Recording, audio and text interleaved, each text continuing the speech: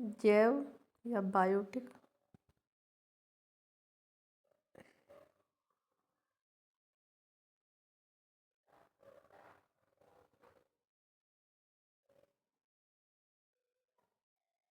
जैव बायोटिक सजीव, अजैव अबायोटिक निर्जीव होते हैं। जीवों के शरीर को मरम्मत व अनुरक्षण की आवश्यकता होती है। ये सभी संरचनाएं अणुओं से बनती हैं, अतः अणुओं को लगातार गतिशील बनाए रखना चाहिए। वे सभी प्रक्रम जो सम्मिलित रूप से अनुरक्षण का कार्य करते हैं जैव प्रक्रम कहलाते हैं।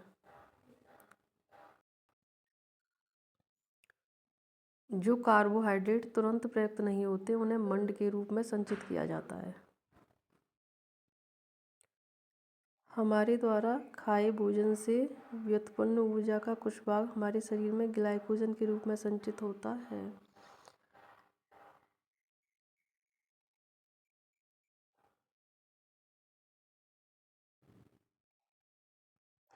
ये प्रकाश संश्लेषण की रिएक्शन है। 6CO2 प्लस 12H2O क्लोरोफिल और सनलाइट की प्रेजेंट में C6H12O6 plus 6O2 plus 6H2O। यह आवश्यक नहीं है कि प्रकाश संश्लेषण के सभी चरण तत्काल हों।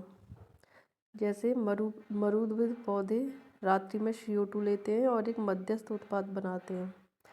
दिन में क्लोरोफिल ऊर्जा अवशोषित करके अंतिम उत्पाद बनाता है। पौधों में गैसों का आदान प्रदान जड़, तना तथा पत्ती की सतह से होता है। नाइट्रोजन का उपयोग प्रोटीन तथा अन्य यौगिकों के संश्लेषण में किया जाता है।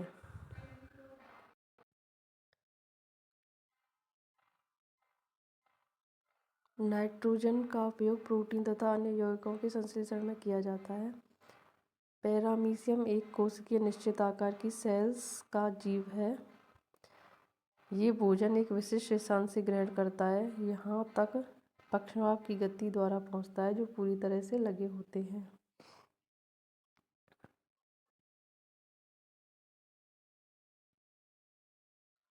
कुछ जीव भोजन का विघटन शरीर के बाहर ही कर देते हैं, तब उसका अवशोषण करते हैं, जैसे फफूंदी, यीस्ट, मशरूम ETC। कवक इसे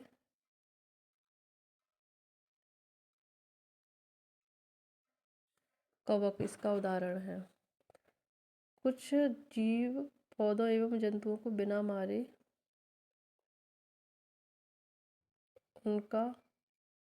उनसे पोषण प्राप्त करते हैं।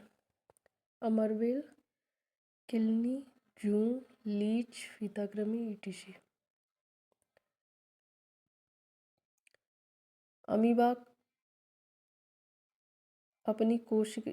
एक कोशिकीय है। यह अपनी कोशिकीय सतह से अंगुली जैसे अस्थायी प्रवर्ध की मदद से भोजन ग्रहण करता है।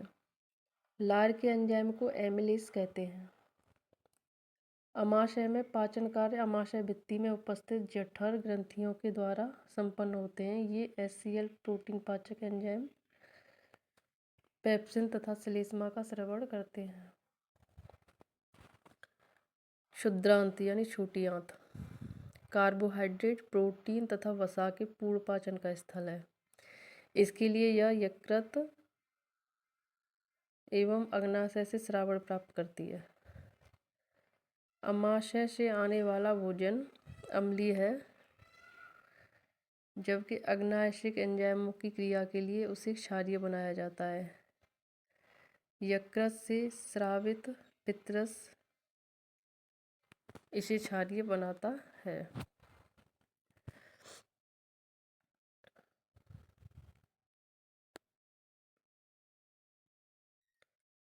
मांस का पाचन सरल है, अतः बाघ जैसे मांसाहारी की क्षुद्रांत छोटी आंत छोटी होती है। क्षुद्रांत में वसा बड़ी गोलियों के रूप में होता है। इस पर एंजाइम का कार्य करना कठिन होता है। पित्त लवण इसे छोटी छोटी गोलियों में खंडित कर देता है, जिससे एंजाइम की क्रियाशीलता बढ़ जाती है। अग्नाशय रस का स्रावण करता है, जिसमें प्रोटीन पाचन के लिए ट्रिप्सिन एंजाइम होता है। इमल्सीकृत वसा पाचन के लिए लाइपेज एंजाइम होता है। क्षुद्रांत छोटी आंत की भित्ति में ग्रंथि होती हैं जो आंत रस स्रावित करती हैं। इसमें उपस्थित एंजाइम अंत में प्रोटीन को, अमीनो अम्ल, जटिल कार्बोहाइड्रेट को ग्लूकोज में, वसा अम्ल तथा ग्लिसरॉल में चेंज कर देता है। पाचित भोजन को आंत की भित्ति अवशोषित कर लेती है। क्षुद्रांत के आंतरिक स्तर पर अनेक अंगुली जैसे प्रवर्ध होते हैं, जिन्हें दीर्घरोम कहते हैं। ये अवशोषण का सतही क्षेत्रफल बढ़ा देते हैं। दीर्घरोम में रुधिर वाहिकाओं की बहुतायत होती है, जो भोजन अवशोषित करके शरीर की प्रत्येक सेल्स तक पहुंचाते हैं। इसका प्रयोग ऊर्जा प्राप्त करने, न्यू टिश्यू फॉर्मेशन तथा पुराने ऊतकों की मरम्मत में होता है। बिना पचा भोजन बड़ी आंत में भेज दिया जाता है, जहां दीर्घरोम इस पदार्थ में से जल का अवशोषण कर लेते हैं। अन्य पदार्थ एनस गुदा द्वारा शरीर के बाहर कर दिया जाता है। इसकी प्रोसेस है भोजन की। सबसे पहले मुख में जाता है, फिर ईसोफेगस आहार नाल में, फिर अमाशय भित्ति में जठर ग्रंथि से एचसीएल पेप्सिन श्लेष्मा का स्रावण होता है। फिर क्षुद्रांत में जाता है। क्षुद्रांत में रक्त अग्नाशय से स्रावण प्राप्त होता है, जिससे कार्बोहाइड्रेट, प्रोटीन तथा वसा का पूर्णतः पाचन होता है। उसके बाद बृहदांत्र में जल अवशोषण होता है। उसके बाद एनस में पहुंच जाता है, एनस के माध्यम से बाहर निकल जाता है। लार एंजाइम, जिसे एमिलेज कहते हैं, जठर ग्रंथि से एचसीएल पेप्सिन प्रोटीन पाचक और श्लेष्मा का स्रावण होता है। पित्त लवण वसा पाचक को सरल बनाना क्षुद्रांत में होता है। अग्नाशय रस प्रोटीन पाचन के लिए ट्रिप्सिन एंजाइम बनाता है। ग्लूकोज